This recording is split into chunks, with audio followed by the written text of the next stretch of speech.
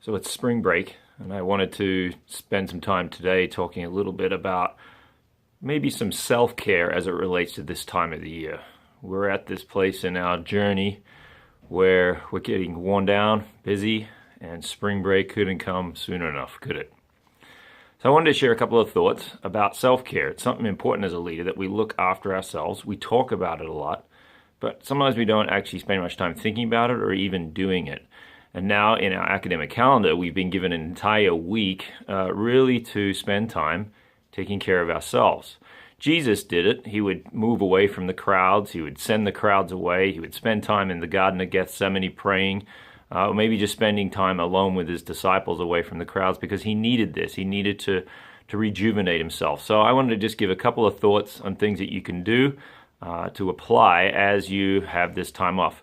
We all know that time off on spring break means now it's my time. Now I can do all the things I want to do. And all we do is make our lives busier, we get more tired, and then we come back to school less prepared, less ready to finish out strong.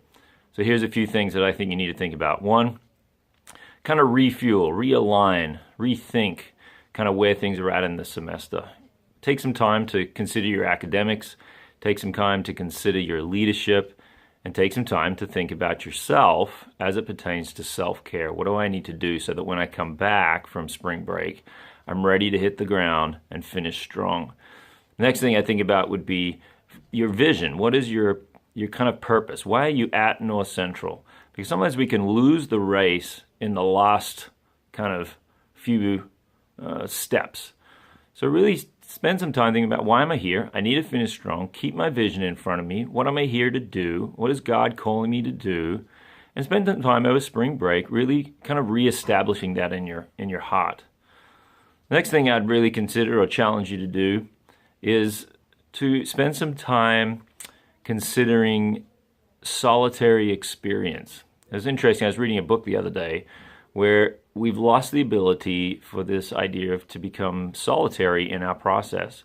We're so busy with people and social media and being connected that we've lost the ability to be alone. Consider when you stop at a traffic light. Do you check your phone? Do you feel anxious because you're suddenly sitting there alone? Or when you're at a bus stop and you realize that there's no one around, so you have to get out your phone to stay connected? It's interesting how scary to be in a solitary space is for us as young people. So I challenge you over spring break to find some time for solitary moments. Time, if you look up solitary moments or solitary, it just means unaccompanied or without companions. It doesn't necessarily mean alone, although sometimes we consider it to be alone. It doesn't mean we don't have friends or don't need friends. It just says we're unaccompanied. And I wonder if we could spend some time over spring break making a space for solitary moments. And then the last thing that I would challenge you would be to attend. Attend to the things that you need in your life. If it's sleep, get some sleep. Don't think because you don't have anything to do tomorrow that you can stay up all night. Get some sleep. You need it. If you're not sleep deprived, then just read a book for a moment and see if you want to fall asleep. Most of us are, especially at this time of life. So get sleep. Don't take naps so you can stay up all night long. Don't drink monster drinks to push it away. And let me tell you something about sleep. Going to bed early does not make you a child. It makes you a responsible adult. So get some sleep. Enjoy it.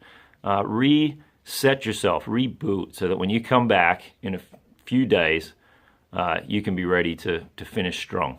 Have a great spring break, everyone. We'll talk to you next week.